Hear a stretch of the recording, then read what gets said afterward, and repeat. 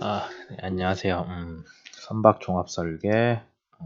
원래 우리가 8주차 두 번째 강의를 제가 올리는 걸 깜빡하고 있어가지고 좀 늦게 올라가게 됐고요. 이게 지금 그 사이버 캠퍼스의 수업 보신 분들은 아시겠지만은 그냥 보고서 작성 안내만 정리를 해놨어요. 왜냐면 이제 우리가 한 달?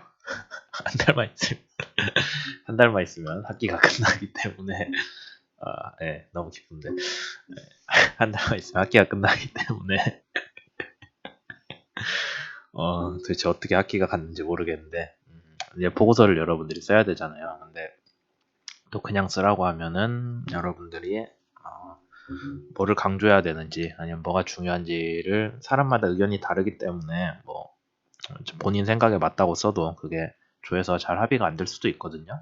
그래서 어떤 식으로 어떤 구성으로 써야 될지를 사이버 캠퍼스에 올려드렸고 뭐 조금 더 수정할 부분이 있으면은 이참에 얘기를 하면서 수정을 하려고 합니다. 우선 크게는 이 보고서가 여러분들이 만든 선박에 대한 상세한 내용들을 해야 되는데 당연히 표지 들어가야겠죠. 조업 명단이랑 업무 분장 이미 뭐 저희가 조 쪼갤 때 다 들어가긴 했었는데 근데 거기서 혹시 수정된 게 있거나 변경된 게 있으면은 이제 여러분들이 하셔야 돼요. 그 다음에 그 업무 분장된 거 안에서는 뭐 두 명이서 선형을 했는데 한 명은 열심히 했고 한 명은 잘 안 했다라고 해서 거기에 대한 차등을 점수를 드리기는 좀 그거는 조별 과제의 목적에 어긋나기 때문에 그렇게는 하지 않을 계획이고요. 다만 이제 뭐 좀 대충 한 사람들은 나중에 중간 기말 뭐 과제 그런 거에 과제는 아니겠다. 중간 기말 그런 데서 차이가 날 거기 때문에 나름의 정의 구현은 될 거라고 저도 생각을 합니다. 그 다음에 이제 여러분들이 목차를 꼭 이제 앞으로 여러분들이 어디 가서 밖에서 글을 쓰실 때 특히 그냥 워드 가지고 아니면 한글 가지고 쓰시는 분들이 있는데 목차는 만들어 주는 게 당연히 중요하죠. 그 다음에 또 추가로 하나 얘기를 드리자면은 이제 여러분들이 나중에 어떤 문서를 쓰시든지 간에 페이지는 밑에 표시를 해주셔야 됩니다. 당장에 제가 낸 숙제도 밑에 페이지 번호를 안 써놨는데 쪽번호 그거는 이제 나중에 실제로 해보시면은 되게 기본 중에 기본이기 때문에 이거 꼭 넣어서 만들어 주세요. 그 다음 본문은 이제 여기 목차에 보면은 A, B, C, D 해가지고 요 순서대로 가면 되겠죠. 뭐 원하신다면 A, B, C, D로 하셔도 되고 아니면 1, 2, 3, 4 뭐 그런 식으로 섹션을 쪼개셔도 상관없습니다. 그러면 이게 실제 우리 선박설계 컨테스트 보고서에 들어가야 될 필수 내용들로 정리를 한 거기 때문에 뭐 이거 다 일일이 들어가야겠죠. 하나하나 봅시다. 주요 치수는 원래는 없는데 제가 넣은 거예요. 우리 과제 보면은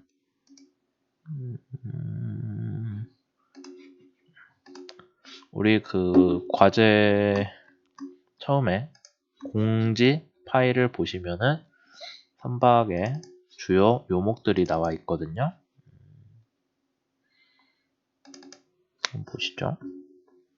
뭐 여러분들 다 갖고 계실 텐데 주요 요목들이 나와 있는데 여기에 여러분들이 추가를 해서 선형 정보를 더 쓰시면서 여기 뒷부분 말고요. 여기 앞에 표를 좀 더 구체적으로 써주시면 됩니다. 그 다음에 이제 라인즈 쓰고 여기 파일 보면은 그대로 다 있거든요. 라인즈랑 뭐 GA랑 등등 해서 그냥 그거 따라가라는 얘기예요. 라인즈 뭐 GA 등등 그거 순서대로 여기에 써놓고 있는데 라인즈, GA, 미드십, 뭐 경하 중량 추정 이런 건 이미 다 했잖아요. 그 다음에 탱크 캐퍼시티도 나왔을 거고 여러분들이 이제 1차 선형에서 어느 정도 설계를 한번 해봤기 때문에 그거 기준으로 쓰는 거예요. 그 다음에 뭐 프리보드 계산도 했고 다 보면은 하나 안 한 게 아직 완전히 여러분들이 못 끝내는 게 미드십 섹션 설계하고 그거는 다음 시간에 다룰 거예요. 그 다음에 트림 스테빌리티는 어차피 배가 다 나오면은 그 다음에 계산만 하면 되거든요. 그래서 그 두 가지 빼고 미드십하고 트림 스테빌리티 빼고 나머지는 제가 보기에는 여러분들이 충분히 할 수 있다.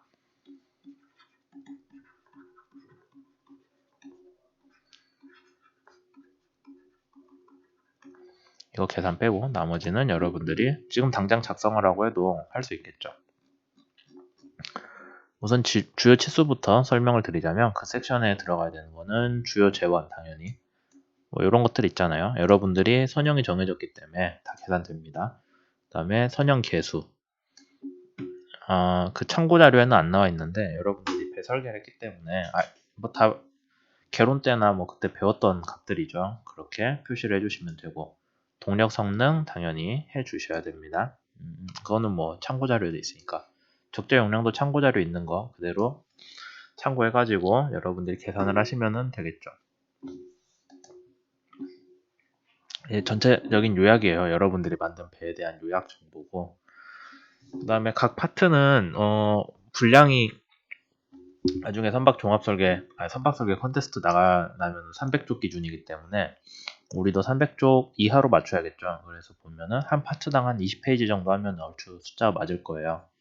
그러면은 각 파트는 크게 우리가 설명을 해 드리자면은 우선 여러분들이 뭐 이러이러한 설계 과정을 통해 이런 게 나왔다라고 제일 마지막에 결론을 넣는 거는 별로 보기에 좋지 않으니까 여러분들이 이미 설계를 했기 때문에 설계 최종 결과가 먼저 요약으로 나와야 돼요. 그러면은 뭐 선형이다. 라인즈다 하면 라인즈가 먼저 나와야겠죠. 우리의 배 라인즈는 이거고 얘를 설계한 과정은 이렇다라고 뒤에 과정이 붙게 됩니다. 이렇게. 그 다음에 뭐 설계 우선 여러분들이 설계를 하실 때 제한 사항을 먼저 확인을 해야 돼요. 그래서 관련 규정이라는 게 딴 거 대단한 게 아니라 여기 보면 6개 있잖아요. 프리보드 계산 이미 여러분들 잘 해놓고 그 다음에 퓨얼 오일 프로텍션 이중선체인데 연료탱크에 이중선체 인텍스 스테빌리티는 아직 안 했고 뒤에 트림 스테빌리티 할 때 할 거예요. 5월 중순쯤에 더블 헐임이 간격 얼마인지 정해서 했죠. 그 다음에 KR 룰 확인해 주시면 돼요. 최신 룰 확인하셔서 거기에 어긋난 거 있나 한번 전체적으로 검토를 해주셔야 되겠죠. 에너지 세이빙 디바이스는 안 했으니까 빼면 되고요. 그래서 그런 거 관련한 규정들 여러분들이 다뤄야 되는 어떤 아이템에서 설계 그 제한 값들 있죠. 뭐 수에즈막 쓰면은 거기에 대한 배 폭이랑 흘수 그런 게 제한이 있을 거예요. 그럼 얘 안에서 설계를 해야 된다라는 등의 설명들이 들어가야 됩니다. 그 다음에 참조 호선이나 여러분들 뭐 몇몇 조는 되게 잘했던데 그 실적선이라고 해서 기존에 있던 선박들 설계를 분석을 한 내용이 들어가면 참 좋겠죠. 왜냐하면 그게 없으면 아예 처음부터 우리가 하나하나를 정했다라고 하는데 그런 설명하기도 힘들 뿐더러 그다음에 설명한다 해서 그게 뭐 잘 맞는다 보장도 없잖아요. 그러니까 이런 기존 선박은 이러이러한 값을 갖는데 그걸 참고해서 시작을 했다라고 하면은 좀 일이 편하겠죠. 그래서 이런 제한 사항이 있고 기존 배들은 이런 식으로 대응을 했다. 그러면 우리는 배를 어떻게 설계를 했냐라고 했을 때 1차 설계안도 있고 뭐 거기에 대한 후속 설계 개선이 있었죠. 여러분들이 한 번 딱 해서 끝난 게 아니잖아요. 뭐 이렇게 바꿨고 이렇게 했더니 뭐 문제가 있어서 바꿨다. 그 과정들을 다 써주시면 됩니다. 그러니까 꼭 잘된 최종 결과만 내려고 하지 마시고 여러분들이 얼마나 중간에 이것저것 시행착오를 했나 그런 것들도 당연히 평가에 반영이 되겠죠. 뭐 한 번에 잘했을 거라고는 생각을 안 하기 때문에 어느 정도 여러분들이 고민을 하면서 많은 시행착오를 했나 그것도 좀 보려고 합니다. 그렇게 해서 설계 결과가 나왔다면은 여기 나와 있는 내용으로 결과가 나왔겠죠. 그렇게 됐다면은 이 결과가 말이 되는지를 여러분들이 설명을 해야 돼요. 뭐 제가 봐서 그냥 숫자가 말이 되네 라고 할 수 있겠지만은 그거는 이제 제가 자의적으로 판단하는 거고 여러분들이 결과를 낼 때 이 결과 값은 뭐 기존 선형과 비교를 했을 때 아니면은 일반적으로 잘 알려진 간단한 경험식이랑 비교를 했을 때 이 정도 범위 안에서 놀고 있기 때문에 현실적인 값이다 라고 여러분들이 얘기를 해줄 수가 있어야 돼요. 그래서 여러분들이 내는 모든 결과에 대해 설계 결과값이 현실적으로 말이 되는 수치인가를 보여야 돼요. 그 다음에 다른 파트 설계 결과 모순되는 점이 없다는 것을 또 여러분들이 보여야겠죠. 그냥 단순히 나는 내 맡은 부분을 했으니까 이걸로 끝이야 라고 하는 거는 좀 문제가 있고요. 그 다음에 거기에 대해서 이런 점들이 주요한 어떤 간섭 아니면은 서로 모순될 만한 부분인데 확인을 했더니 이러이러해서 문제가 없다 라고 여러분들이 설명을 다 해야 돼요. 중간 보고서 내라고 했으니까 중간 보고서에다가는 앞으로 이걸 하겠다, 추가로 하겠다라는 얘기까지 또 써야겠죠. 그렇다면은 제가 좀 권장드리고 추가 점수 들어갈 수 있는 거는 제가 수업 시간에 다룬 내용 말고 또 뭐 규정이 더 있을 수도 있어요. 그러면은 그 규정들이 이러이러한 게 있더라. 그래서 우리는 여기에 맞춰 선형을 개선을 해야겠다. 그런 얘기 할 수 있겠죠. 그리고 최종 보고서까지 이런 걸 내겠다라는 거. 왜냐면 계획 없이 그냥 지금까지 한 거 쓰면은 이게 여러분들이 어떤 장기적인 계획을 갖고 운용을 하는 건지 아닌지 모르잖아요. 그래서 그런 부분까지 중간 보고서니까 이제 집어넣어 주시면 되겠습니다. 중간 보고서 자체는 뭐 그렇게 평가를 빡빡하게 하진 않을 거고요. 어차피 최종 보고서에 평가할 거니까. 앞에는 여러분들이 하는 건 이제 연습한 최종 보고서를 쓰기 위해 준비를 하는 과정이라고 보시고, 실제 중간 보고서 평가는 이거 가지고 할 거예요. 여러분들이 얼마나 더 규정을 많이 찾아봤나. 많이 찾아보고 그 다음에 거기에 대해 자세히 쓸수록 당연히 점수는 더 들어갑니다. 파트별로. 그 다음에 최종 보고서까지 추가할 내용에 대해서 여러분들이 잘 검토가 되어 있어야겠죠. 그 다음에 여러분들 작성하실 때 참고사항으로는 세부 파트에 대해서는 어떤 치수든지 간에 여러분들이 설명이 다 돼야 돼요. 그게 무슨 얘기냐면 그냥 뭐 어떤 치수는 아니면은 뭐는 왜 이렇게 정했어요. 어떤 값은. 그렇게 했을 때 여러분들이 그냥이란 대답을 하면 절대 안 돼요. 얘는 뭐 참조 호선을 참고했더니 아니면 실적선들은 이런 값을 분포를 가졌더니 그런 식으로 해야 되고, 아니면은 우리는 이러이러한 점을 설계를 하려다 보니 이런 값이 나왔습니다 라고 다 설명을 할 수가 있어야 돼요. 그 다음에 어떤 규정을 반영을 했냐라는 거에 대해서는 해당 규정 원문을 꼭 참고 문헌으로 표시를 할 수가 있어야 되겠습니다. 뭐 우리 때문에 봤던 ICLL 코드라거나 아니면 마폴 안엑스 같은 거, 그런 것들 다 원문으로 여러분들이 참고 문헌 표시를 해야겠죠. 그래서 큰 틀에서 각 파트들의 보고서 내용은 이런 식으로 구성돼야 된다라고 얘기를 드렸어요. 결과 먼저 쓰시고, 제한사항 쓰시고, 참조선, 실적선, 검토 결과 필요하다면 쓰시고, 본선 설계 과정 쓰시고, 그 결과가 말이 되는지 쓰시고. 그러면 이제 각 파트별로 설명을 드릴게요. 라인즈는 여러분들이 내셔야 되는 거는 크게 3개가 됩니다. 선체 바디 플랜, 시어 플랜, 그 다음에 반복도 3가지가 되고, 잘 그려서 내보세요. 원래는 그 선박 설계 컨테스트는 크게 인쇄를 해가지고 추가로 내는데 그럴 필요는 없고요. 그냥 똑같이 A4 용지 사이즈에 맞춰서 내주시면 됩니다. 설계 과정에서는 여러분들이 선형에서 다뤄야 되는 거는 원래 라인즈니까 수면 아래 형상인데 수면 위 형상도 다루긴 하잖아요. 그것까지 포함을 하자고 합시다. 그러면은 수면 하부 형상에 대해서 먼저 얘기를 하자면은 제한사항 규정이 있겠죠. 뭐 수혜점막스 규정도 있을 거고, 그 다음에 여러분들이 그 규정에 맞춰서 참조선이랑 기존 선박 설계를 분석을 할 수 있겠죠. 여기서 내놓고 얘기는 하지 않았는데 아마 참조선도 여러분들이 대충 경화 중량 계산하시고 DWT 더하시면은 참조선 배수량이랑 시비 정도도 어느 정도 추정은 가능할 거예요. 여력이 되시면 해보시는 것도 좋을 것 같습니다. 그 다음에 그런 이제 규정이랑 기존에 어떻게 했나 그걸 바탕으로 여러분들이 본선 설계를 해야 돼요. 그러면은 설계 과정을 가능한 뭐 순서도도 좀 알아보기 쉽게 그려주시면 좋겠죠. 그 다음에 어떤 프로그램을 해서 설계를 했는지도 설명을 하는 게 도움이 될 겁니다. 그렇게 해서 여러분들이 라인즈를 냈다고 치면은 결과의 타당성을 설명을 하셔야겠죠. 그러면 여러분들이 참조선이나 실적선 대비 이게 말이 되는 정도의 값이 뭐 라인즈에서 잘못될 건 없을 것 같긴 한데, 그래도 여러분들이 보셨을 때 뭐 배수량이 택도 없이 크거나 작거나 하지 않은지, 그러니까 원래 목표한 배수량 있잖아요. 여러분들이 경화 중량 더하기 DWT 해가지고 그걸 잘 맞췄는지, 그 다음에 형 깊이 제대로 계산됐는지, 선미 배치도 추진기 위치에 대한 배치, 제가 DMV 거 그 설계 가이드 알려드렸으니까 검토해가지고 실제로 이 값이 이걸 만족을 한다 라는 거 보여드려야겠죠. 그 다음에 혹시 추가 설계 계획 있다면 써주시고, 그 다음에 수면 하부는 끝났고요. 수면 상부는 상부 구조물이 크게 보면은 선실하고 굴뚝, 그 다음에 뭐 건현, 선수루 그런 애들인데, 권형 계산은 여기서 다룰 필요 없죠. 뒤에 프리보드 계산이 있으니 뭐 몇 장, 4장인가? 프리보드 값은 G네요. G 프리보드 캘큘레이션을 참고하여 결정하였다 정도만 쓰시면 되죠. 여기서 구태여 그걸 다 쓸 필요는 없고. 어딨니? 네.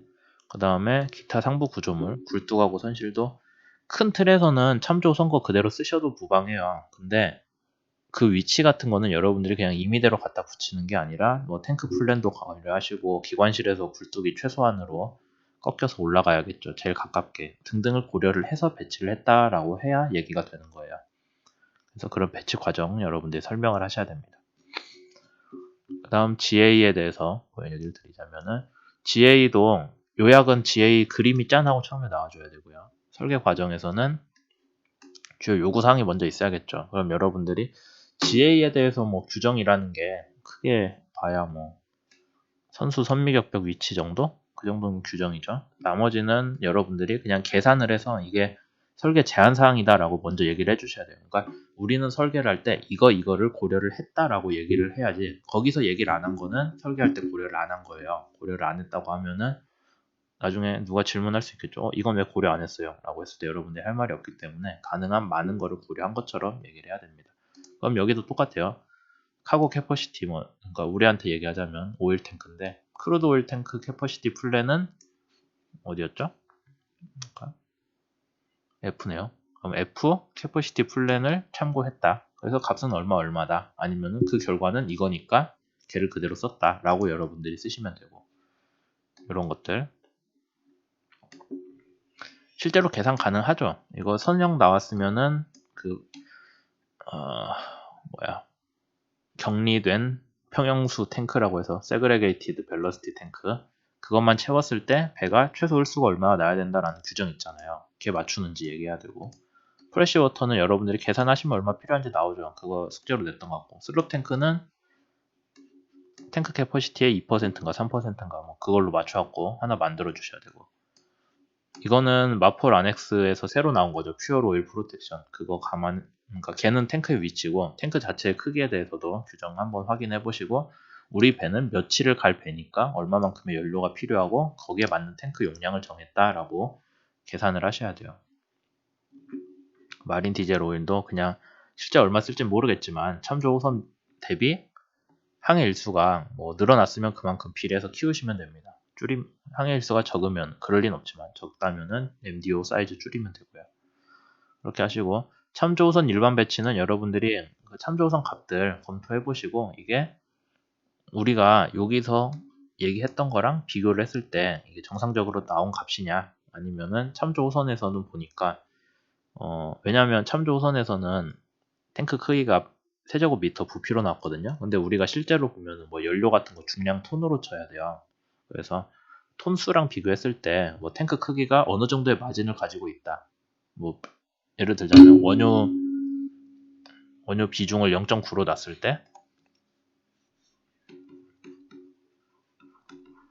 그러면 탱크 크기가 세제곱미터면은 여기에다 비중 0.9짜리 원유를 채우면 9만 톤이잖아요. 그러면 9만 톤짜리인데 우리가 실제로 뭐 9만 톤짜리고 거꾸로 얘기했네요. 9만 톤치 DWT가 9만 톤이다 라고 하면은 원유 비중을 0.9로 하면은 이만큼의 탱크 용량이 필요한데 계산을 해보니까 참조우선 탱크 용량이 뭐 11만이에요. 그러면은 우리가 생각을 하기에 뭐 10,000세제곱미터는 여유용으로 맞춰놨다. 아니면은 뭐 어디에서 계산이 잘못됐다. 그런 것들을 검토를 해볼 수 있겠죠. 거기에 대한 얘기를 하고 있는 거예요. 그럼 GA에서는 설계 과정이 어떻게 되냐 설명을 드리자면은 이 순서도 그려주면 좋겠죠. 무엇을 먼저 고려를 해서 했다. 그 다음에 여기서 뭐를 다시 했다. 순서도라고 해서 꼭 알고리즘식으로 쓰라는 얘기가 아니라 그냥 여러분들 했던 일을 순서대로 써라는 얘기예요. 알아보기 쉽게. 그 다음에 결과 타당성 보면은 뭐 각치수 규정들 분석하시고 뭐 타당성 별로 할 건 없죠. GA에 대해서는 사실 규정이랄 게 크게 없기 때문에 요런 거 정도밖에 없는데 이미 여기서 규정 얘기했으니까 뭐 상관없을 것 같고 그 다음에 다른 파트랑 비교해서 또 모순되는 데 있나 그건 되게 중요하죠. 특히 GA는 이제 최종적으로 다 배치를 하는 상황이기 때문에 다른 파트랑 비교를 했을 때 문제점이 결국에는 서로 모순되는 게 있으면 GA에서 안 맞을 것 같아요. 그러니까 그런 것들 없도록 조심해서 해주셔야 됩니다. 그다음에 추가 설계 계획 있으면 쓰시고요. 리더십 섹션은 지금 우리도 수업하는 중이라서 아직 다 완전히 정리를 할 수가 없었는데, 이제 5월 중후반에는 요거하고 그 트림 스테빌리티 얘기만 주로 할 거예요. 왜냐면 그 앞에는 이미 여러분들이 한번 설계를 했기 때문에 설계를 더 개선하고 싶으면 하시는 게 좋아요. 근데 뭐 그게 이미 배운 내용 바탕으로 가기 때문에 제가 뭐 더 가르칠 부분은 아닌 것 같고요. 리더십 섹션에서는 여러분들이 선체 리더십 섹션 도면이 짠하고 나와줘야겠죠. 그 다음에 설계 과정을 보시면은 우선 리더십 섹션 참조 호선 단면도 한번 분석을 해보세요. 걔가 보면은 크게 두 부분이 있는데, 하나는 탱크 옆면이 이렇게 생겼거든요. 그냥 실제 그림을 띄우는 게 낫겠네요.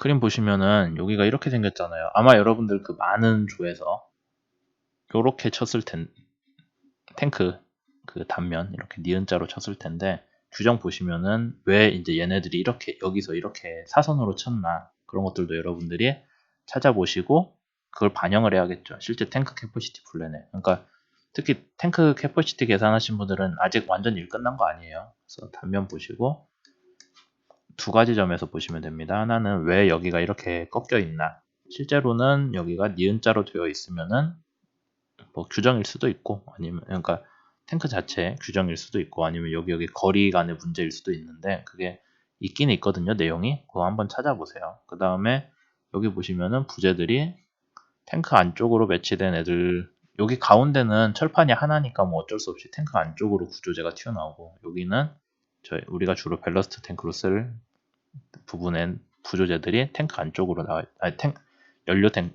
연료가 아니지, 원유 탱크 바깥으로 나와 있죠. 그러면은 이제 이런 것들이 배치되어 있는 이유를 여러분들이 계산을 하셔야 되는데, 실제로는 단면의 관성 2차 관성 모멘트 때문에, 2차 모멘트 관성이 아니라 2차 모멘트 때문에 정해지는데, 어쨌든 그런 것들 배치를 한번 검토를 해보세요. 참조선이 왜 이렇게 나왔냐에 대해서. 그걸 반영을 해서 우선 부재 두께 같은 규정을 한번 확인을 해보시고, 최소 두께는 있겠죠. 그러면 거기에 맞춰서 기본 치수들을 잡으시고, 그 다음에 하중 계산하셨죠. 이런 하중에서 우리가 이런 단면을 가지면은 변형이 이 정도 나온다 라는 것들, 그런 해석 과정을 정리를 하셔야 돼요. 그래서 최종적으로 우리 배는 단면이 이렇게 나왔다 라고 하는데, 그러면 여기 안에다가 부재를 어떻게 배치했나 하는 거는 사실 다른 설계 파트랑 간섭될 부분이 없어요. 어떤 부분이 간섭이 되냐면은, 여기 탱크 이거 깎았으니까 캐퍼시티가 뭐 좀 줄겠죠. 원래 니은자로 한 것보다. 그런 것들이 다른 부분 설계에 반영이 되는지 같이 얘기를 해야 됩니다. 그 다음 경화 중량 계산은 뭐 이미 잘 하셨기 때문에 했는데, 참조 우선도 한번 데이터가 충분치는 않을 것 같은데 그래도 뭐 어느 정도 접근해 볼 수 있겠죠. 한번 할 수 있는 데까지 해보세요. 참조 우선에 대해서. 그 다음에 설계 목표를 하셔야 되는데, 사실 여기 여러분들도 이미 많이 해봤으니까 이해를 하겠지만은, 여기서 경화 중량을 목표로 제시를 하는 게 딱 값이 하나 나오는 게 아니라, 경화 중량 계산해보고 거기서 DWT 더했더니 뭐 라인즈에서 제시한 배수량보다 크다 작다 하면은 그거는 라인즈에서 고쳐줘야 돼요. 왜냐면 경화 중량 자체를 여러분들이 임의대로 바꿀 수는 없잖아요. 그거는 배 디멘전 가지고 이미 정해진 거기 때문에 여러분들이 라인즈에서 뭐 배를 더 뚱뚱하게 더 날씬하게 해가지고 배수량을 맞춰줘야겠죠. 그 배수량이 맞다면은 계산한 경화 중량 더하기 DWT가 실제 배의 배수량이 될 거고요. 그 다음에 경화 중량 계산은 그냥 하나식으로 나온 거 말고 좀 복잡하게 있었던 거 있잖아요. 숙제로도 냈던 거, 그걸로 계산을 해주세요. 그리고 이제 본 결과 해석을 해서 경화 중량이 몇 톤이다 하고 나오면은 걔를 가지고 그 경화 중량이 말이 되는지를 그 일반적인 경험식 있잖아요. 한 줄짜리. 그런 애들이랑 비교를 해서 큰 차이가 나지 않는다라는 걸 보이세요. 그러니까 실제로 여러분들이 경화 중량 해석을 해야 되는 레퍼런스는, 기준값은 그 이것저것 요소별로 다 쪼개가지고 계산해서 더하는 식이어야 돼요. 근데 그렇게 했을 때 이게 결과적으로 큰 틀에서 봤을 때 말이 되는 숫자인지 아닌지, 말이 되는 범위에 있는지를 알고 싶잖아요. 그거는 한 줄짜리 경험식들이랑 비교를 하시면 됩니다. 그 다음에 설계 목표 경화 중량이랑 비교를 했을 때 그래서 이렇게 나왔고 이게 정상적인 값이다 얘기하면 좋겠죠. 그 다음 탱크 캐퍼시티 플랜인데 이제 여러분들이 앞에서 한 얘기들 쭉 보면은 뭔가 탱크 캐퍼시티 새로 계산을 해야 될 것들도 있죠. 단면 형상 때문에. 그렇게 돼 있을 때 탱크 전체 용량이랑 각 탱크별 용량, 그 다음에 뭐 배치 상태 등을 제시를 하시는 게 목표가 됩니다. 설계 제한 사항을 먼저 검토를 해야겠죠. 탱크 규정 이미 빡빡하게 있는 거 알아요. 탱크 길이, 뭐 탱크 폭 그런 거에 대한 규정들이 있었고, 그쵸? 그 다음에 참조 호선 및 다른 선박들, 스웨즈막스는 일반적으로 탱크 배치가 어떻게 된다 하는 것들, 그런 게 있었죠. 걔네들을 감안을 해가지고 여러분들이 우리 배는 이렇게 설계가 될 거예요 라고, 참조 호선은 이렇게 됐어요, 그러니까 우리도 이런 식으로 할 거예요 라는 방향이 잡혀져야 되는데, 참고 자료죠. 그래서 탱크 캐퍼시티 플랜을 보셨을 때 얘를 가지고, 요걸 가지고 여러분들이 원래는 참조 호선의 탱크 캐퍼시티도 한번 계산을 해 보셔야 돼요. 그래서 이렇게 계산을 했을 때 이게 설계값에, 얘가 아니죠, 이거지, 요거랑 일치하는지를 우선 검토를 하는 게 사실 맞아요. 그래야 이 설계가 제대로 맞춰서 되어 있는 참조 호선께 믿을만 하구나, 그럼 우리도 그걸 바탕으로 할 수 있구나 라고 분석이 되는 거죠. 그 다음에 탱크야 뭐 배치를 어떻게 하든 그건 여러분들 자유긴 한데, 탱크 배치에서 실제로 나중에 평가할 기준은 뭐냐면은, 탱크를 만드는데 규정을 어기면 당연히 안 되고, 그 다음에 탱크가 수가 적거나 아니면은 탱크를 나눈 격벽의 수죠, 정확히 얘기하면 탱크를 나눈 격벽의 수가 적을수록 점수가 잘 나가요. 왜냐면은 그렇게 만들었다는 거는 탱크에 들어가는 부재의 철의 양이 적어진다는 뜻이니까 그만큼 적은 재료로 만들었다는 뜻이잖아요. 그러니까 여러분들도 그걸 감안해서 탱크 캐퍼시티를 짜야 되는 거죠. 거기까지 다 했고, 그 다음에 이제 탱크 실제 설계했을 때 결과 타당성, 다른 설계 요소와 간섭되는지, 탱크 캐퍼시티가 제일 간섭이 많이 날 거예요. 그래서 뭐 형 깊이나 건연 관련해서 다시 검토를 꼭 해주시고, 선수부에 혹시 탱크를 깐다고 한 그게 뭔 소리냐면은, 위에서 봤을 때 여기 탱크 1, 2는 좁아지잖아요. 탱크 1이죠, 정확히 얘기하면. 앞쪽 탱크의 좌현 우현 애들은 여기 라인이 좁아지는 부분에 있기 때문에 실제로 계산이 조금 어려울 수 있어요. 뭐 심슨 법칙을 이용하시든 뭘 하시든 그건 알아서 하시는데, 그렇게 했을 때 나온 탱크 캐퍼시티 플랜이 특히 제대로 숫자가 맞는지를 검토를 해주셔야 되고, 선수 격벽은 이미 규정으로 정해져 있기 때문에 거기보다 뒤쪽에 탱크들이 배치 시작이 돼야겠죠. 그거 감안해서 해주세요. 건형 계산은 뭐 이미 다들 잘 하셔가지고, 이거 뭐 프리보드 계산하는 표 있죠, 참조선 거. 요 양식 그대로 여러분들 배에 맞춰서 쓰시되, 그럼 쭉 계산하면 최종 뭐 프리보드 얼마다 라고 나오잖아요. 그러면 여기 얘는 선수 높이고 실제 건연도 있죠, 여기 있네요.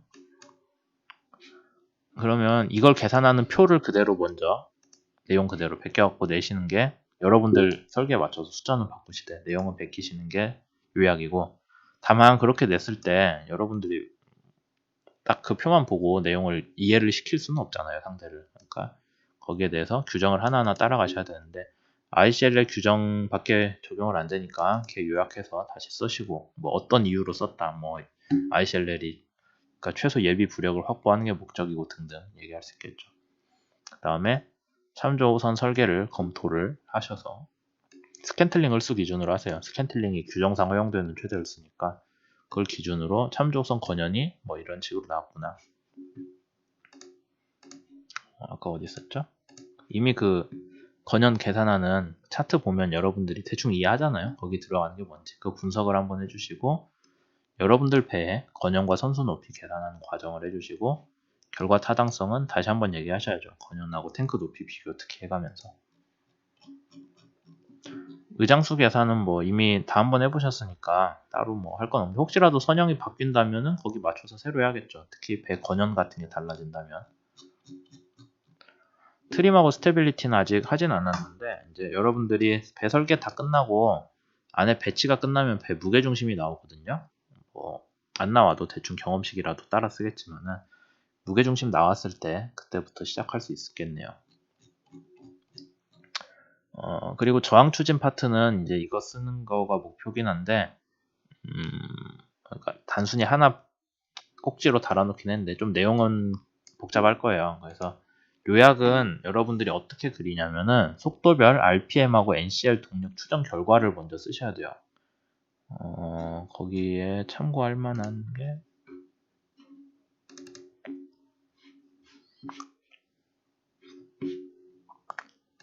그러니까 요약된 도표를 여러분들이 짠하고 내셔야 되는데,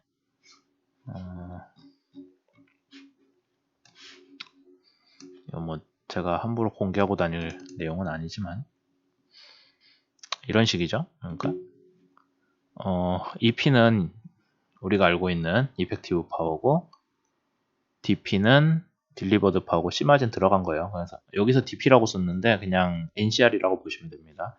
그러면은 배 속도별로 EP 곡선이 있고 NCR 곡선이 나와요. NCR은 지금 여기서는 스캔틀링, 디자인, 발라스트 3개 됐는데, 여러분들은 스캔틀링에 대해서만 하시면 됩니다. 스캔틀링이랑 디자인이랑 지금 상황 보면 같을 거예요. 아마 여러분들 배가. 그러니까 둘이 같다고 치고 거기에 대한 거를 추정을 해야 되는데, 여러분들이 설계 추정할 때 14.5노트 하나만 했잖아요. 근데 걔만 하는 게 아니라 원래는 속도별로 몇 개를 찍어가지고 걔 곡선을 그려서 그게 14.5에 만나는 점을 찾는 게 원래 배 저항 해석을 할 때 하는 방법이에요. 지금 우리는 뭐 배 모형이 없으니 모형 실험을 한 게 아니니까 속도를 먼저 지정할 필요 없이 엔진 기준으로 막 했었는데, 근데 여러분들한테 제가 이번 과제에서 평가를 하는 거는 속도 레인지를 주고 속도 범위를 주고 거기에 대응되는 DP를 하나하나 구하시라는 거예요. 그러면 실제로 DP에서 변할 게 뭐밖에 없냐면은 유효 동력밖에 안 변하겠죠. DP를 구성하는, NCR 구성하는 요소 중에 바뀔 게 선체 저항밖에 없잖아요. 저항하고 선체 전진 속도가 좀 달라지니까 거기에 맞춰서 RPM도 좀 바뀌겠네요. 하여튼 그런 것들 계산을 뭐 아예 없는 거 하는 건 아니니까 이미 엑셀로 잘 만들어 놓으셨을 테니까 속도 한 6개 정도 뽑아가지고 거기 각각에 대응되는 NCR 동력을 구하고 그거를 이렇게 커브까지 그려서 내는 거가 이제 요약이 됩니다. 그러면 속도별 엔진 동력하고 속도별 엔진 RPM하고 두 가지가 나오겠죠. 이런 식으로 차트를 그리시면 돼요. 그러면 여러분들이 해야 되는 게 뭐가 있냐면은 뭐 NCR 같은 거에 대해서는 규정은 없으니까 그냥 설계 과정 먼저 설명을 하시면 되는데, 유효 동력 추정하는 거는 크게 어렵진 않았죠. CR 구하는 게 문제였는데 그 논문에서 찾으라고 했으니까. 그래서 설계 속도는 14.5 말고 설계 속도 14.5 맞죠. 제가 아마 이미 올려놓은 자료에서는 14노트라고 제가 잘못 생각하고 썼는데 14.5예요.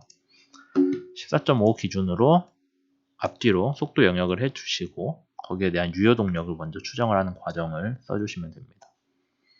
자항 요소들 추정을 해야 되는데, 반류비 추력 감소비는 뭐 여러분들이 잘 하셨고, 상대 회전율은 그냥 1.01로 가정을 하세요.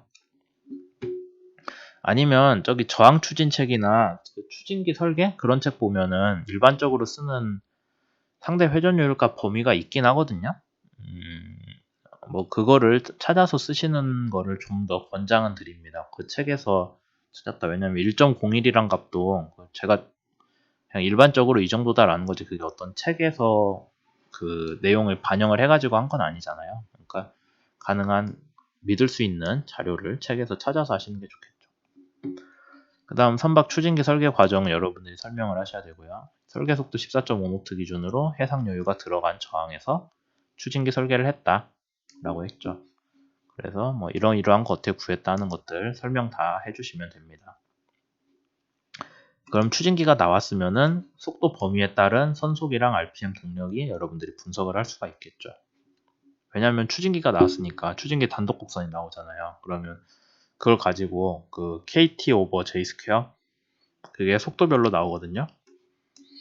그렇게 했을 때 거기에 맞는 JA들 각각 구하면은 RPM이 나오는 거죠. 그 다음에 추진기 축이랑 허브 설계도 하셔야 되는데 이거 제가 한번 내용을 얘기를 하진 않았던 것 같은데 축에 전달돼야 되는 토크랑 동력에 따라서 축의 지름이 정해져요. 그러니까 회전수가 높을수록 축이 얇아져도 되는데 뭐 우리는 회전수가 높은 시스템이 아니기 때문에 축이 두꺼워야 되거든요. 거기에 대한 설계값들 기준이 있습니다. 그거 감안해서 축을 정했다 해야 되고 허브는 그 프로펠러 어디 있나 내 자리에 프로펠러 그 가운데 부분인데 날개들 모여있는 부분 거기에 추진기 모형이 책상 위에 없네요. 그 허브가 얼마나 크기가 돼야 되니 되게 축의 2배 정도 잡아요. 그러면은 그 여러분들 저기 인터넷에서 제가 저항 추진 때 알려드렸던 그 프로펠러 설계하는 인터넷 사이트 있잖아요. 거기에 보면 허브 사이즈도 정하게 돼 있거든요. 그거까지 정해가지고 허브 설계까지 돼서 그 추진기를 형상을 익스포트를 해가지고 여러분들이 스피드 파워 프레딕션에서 이 프로펠러를 썼다라고 짠 하고 내놓을 수가 있어야겠죠. 형상까지 하면서. 그 다음에 이 추진기를 바탕으로 엔진을 선정을 하는 게 사실 맞아요. 근데 여러분들이 되게 어느 정도 값이 나올지 모르니까 엔진의 가이드라인을 줬었죠. 그 MAN 거 자료 같은 거 보시고 참고하시라고 했어요. 대충 대개 이 정도 추진기 스웨즈막스 탱커면은 대충 이 정도의 엔진이 들어간다라고 설명을 했었는데 거기에 정해져 있잖아요. 근데 여러분들이 그걸 쓸지 뭐 다른 걸 쓸지는 여러분들 추진기 해석 결과 보고 나오니까 엔진 선정 결과까지 나와주시면 되죠. 그러면은 엔진 선정 결과에 대해서 타당성은 뭐를 설명을 해야 되냐면은 참조 호선에 NCR 선속 자료가 있잖아요. 그럼 우리가 선속이 줄었을 때 NCR 동력이 어느 정도 주는지는 학기 초반에 계산을 했었고 거기에 대응되는 동력만큼 우리 설계 선형이 비슷한 수준 동력을 내고 있는지 아니면은 뭐 동력이 터무니없이 크다면 여러분들이 해석이 잘못됐거나 설계가 잘못됐거나 한 거겠죠. 줄수록 좋고 동력은 그런 것들 설명이 있습니다. 그래서 저항 추진 파트에서 선형이랑 같이 꼭 밀접하게 해야 되는 거는 사실 저항을 좀 줄이려고 배 설계를 해야 돼요. 그냥 우리는 대충 이렇게 했으니 끝이야 라고 하면 좀 그렇고 그 CR 그래프 있잖아요. CR 구하는 논문 거기서 보면은 어떻게 해야 배가 좀 저항이 주나를 잘 보시고 그 저항을 줄일 수 있도록 배 설계를 좀 몰아가는 게 좀 중요합니다. 시간 되면은 그거 하면은 그거 한 거에 대해서는 당연히 추가 점수가 들어가겠죠. 왜냐면은 저항 추진이랑 선형이랑 다 평가할 때 그 둘이 같이 해야 되는 일이에요. 따로따로 한다고 될 건 아니고. 그래서 뭐 저항이 조금이라도 작은 배면은 추가적으로 점수가 들어갈 거니까. 그 다음에 회전수 마진 수업 때 얘기했었죠. 103%로 맞추라고. 그런 것까지 타당성으로 설명을 해주셔야 됩니다. 그리고 여기서 이제 얘기는 하진 않았는데 나중에 뒤에서 여러분들이 필요하다면 방향타 설계는 제가 얘기는 했었죠. 조종 성능 때문에 이 정도는 맞춰야 된다. 거기에 대해서 조종 성능 분석하고 추정한 결과가 추가 챕터에 들어가야 돼요. K에 추가 설계 결과에 들어가셔야 되고 그 다음에 구명 안전 설비는 뭐 제가 따로 다루진 않았는데 한번 시간 되시면 규정 찾아보시고 뭐 몇 명 이상이 타야 되는 배는 최소한 몇 개 이상의 어떤 안전 장비가 필요하다. 그러면 걔를 이렇게 배치해야 된다라는 것들 할 거예요. 제가 뭐 그렇죠. 그래서 그 다음에 EEDI는 원래는 우리 내용이 없거든요. 선박설계 컨테스트에서는 해야 되고 우리 수업에서는 다루지 않기로 했는데 뭐 어차피 컨테스트 나가기로 한 조가 있기 때문에 그 조에서는 이런 거 하면은 거기에 대한 추가 점수 있겠죠. 물론 안 나가는 조도 EEDI 계산하시면 추가 점수 있습니다. 손상 안정성은 이것도 컨테스트에서 할 거지 우리 수업에서 할 건 아닌데 근데 뭐 어차피 나중에 해야 되는 조는 미리 하는 것도 좋겠죠. 그래서 크게 이거 두 가지는 하면 좋고 하는 걸 좀 권장을 드리는 거고 이거는 꼭 해야 돼요. 근데 어디서 할지 정했죠. 이거는 의장 및 계산 파트에서 해야 되는 거고 그 다음에 구명 및 안전 설비는 뭐 GA에서 하시는 게 맞을 것 같네요. 제가 보기에는 그럼 GA에서 추가적으로 하면은 GA에 대한 점수가 나가는 거고, 뭐 안 하면은 GA에서 점수 없는 거고, 그냥 그렇게 됩니다. 그래서 여기까지 해서 그냥 우리 지금 보고서 쓰고 있는 내용들 이렇게 작성해야 된다라고 설명을 드렸고, 이거 내용 바탕으로 여러분들이 보고서를 작성을 해 주시면 되겠습니다. 그래서 중간 보고서 제출이 사이버 캠퍼스의 과제로 올라가 있으니까 그거 날짜 참고하셔가지고 작성해 보세요.